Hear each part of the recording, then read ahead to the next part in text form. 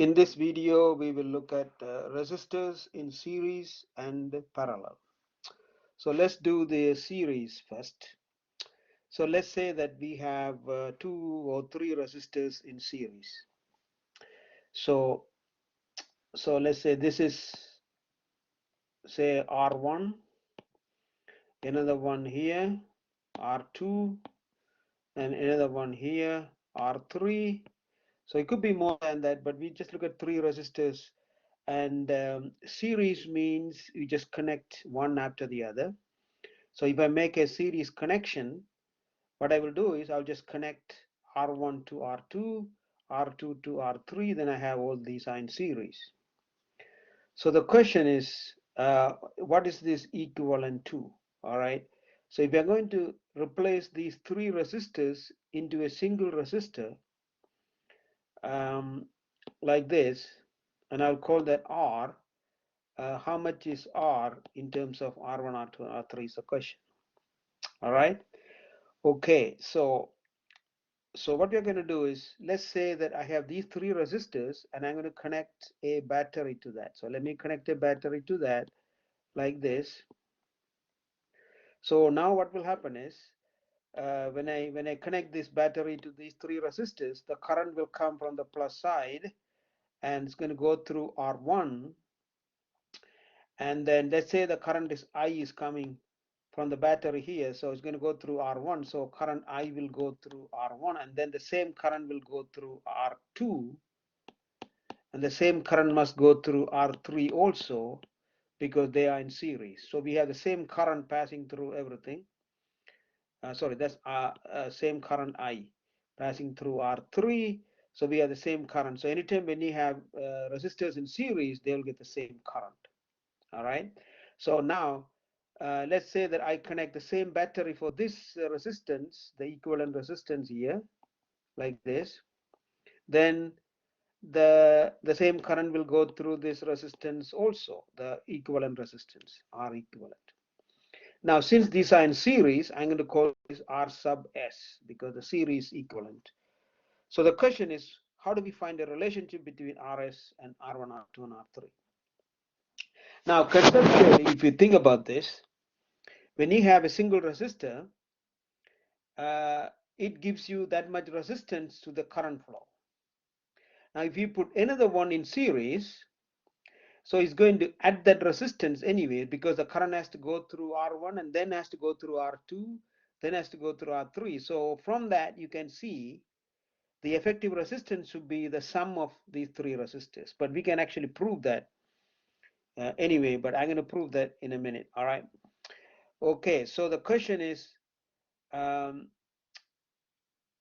and also let's say the voltage of this battery is, say, V, or the potential difference is V here. All right.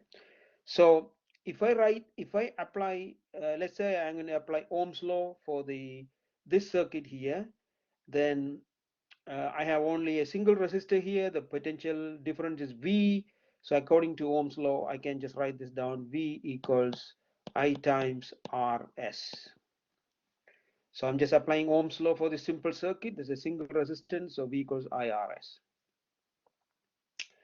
Now, if I come back to this circuit here, then you see that so what is going to be the V here, right? So if you look at this V here, what happens is the V is split across these 3 resistors. So if I say the voltage across R1, I'm going to call that V1. The voltage across R2, I'm going to call it V2. And the voltage across R3, I'm going to call it V3. All right. So just by looking at this, you can see the V should be equal to V1 plus V2 plus V3, because the voltage must add up. All right. Okay. So now what I could do is, I can, instead of V, I can write I times RS, just like I'm using this one for that. And then for V1, I'm going to use I times R1, plus for V2, I can write as I times R2, plus for V3, I can write it as I times R3. So now you see that I am equating the voltage from this circuit to that circuit anyway. So after you write this, you can see I is everywhere, so we can take it out. So we can eliminate the I everywhere in this equation. So if I do that, basically I'm going to divide by I both sides. So this will be gone, this will be gone, this will be gone, this will be gone. So what we left is we are getting the equation we want, which is Rs will be R1 plus R2 plus R3. So this means that when you have resistors in series, to find the equivalent resistance, all you had to do is just add the resistance values.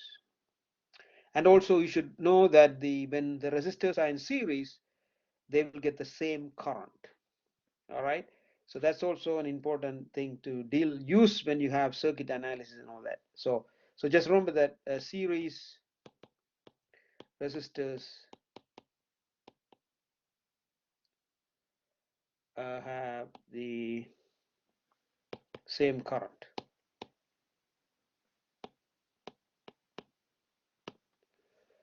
All right, so that's about the series part. Next, I'm going to look at the parallel part. All right, so let me erase all these and then I'll do the parallel part.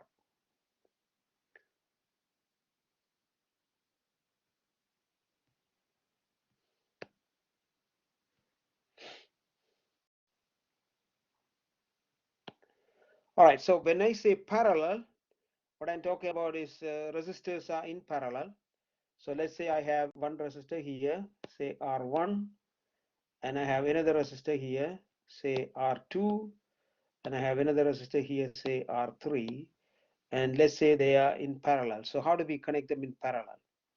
Well, we just connect one across the other. So we just connect these two on this side and we connect these on this side. And if you do that, this is the parallel connection. So I can equate this to a single resistor here. I will call that RP because these are parallel. And the question is how much is RP is the question. All right. Okay, once again, we will do the same thing with the battery. So I'm going to connect the battery here in this case, and I'll do the same battery over here. So let's say the voltage is V here. So what's going to happen is now the current I is going to come from the battery. So when it comes over here, it splits. Some of it will go here. I'm going to call that I3. And the rest comes here. And then some of it will go there. I'm going to call that I2. And the current goes over there. I'll call it I1. Okay. So you can see whatever current comes from the battery should be I1 plus I2 plus I3. Everything must come from the battery here anyway. And if you come over here, if I put the same I, so let's say the current I is here, and I'm going to put the same I here. So, so if you write down the Ohm's law again, or basically it's V equals. So in this case, if we apply Ohm's law, it's called V equals I times RP. So you could figure out the I here. So I will be V over RP. Now over here, you can see I is equal to I1 plus I2 plus I3, because whatever current comes here splits into three parts, so they should be equal. But then I can, so let me substitute I is V over RP here, so it will be V over RP. I1 will be V over R1. Why?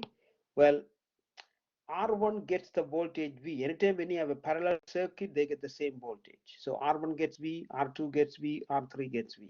Okay. So for I2, I can write it as V over R2, and then I3, I can write as V over R3. All I'm doing is applying Ohm's law for each of these resistors. So V equals I R, or I is V over R anyway. So after you write this down, you can see V is common everywhere, so you can eliminate the V there. So if you cross out the V, you're left with, so you can cross out the V and just put 1 there. So what we get is basically, so I'm going to write that over down here. So from here, I'm going to go back here. So 1 over, sorry. So what we get is 1 over RP, will be 1 over R1 plus 1 over R2 plus 1 over R3.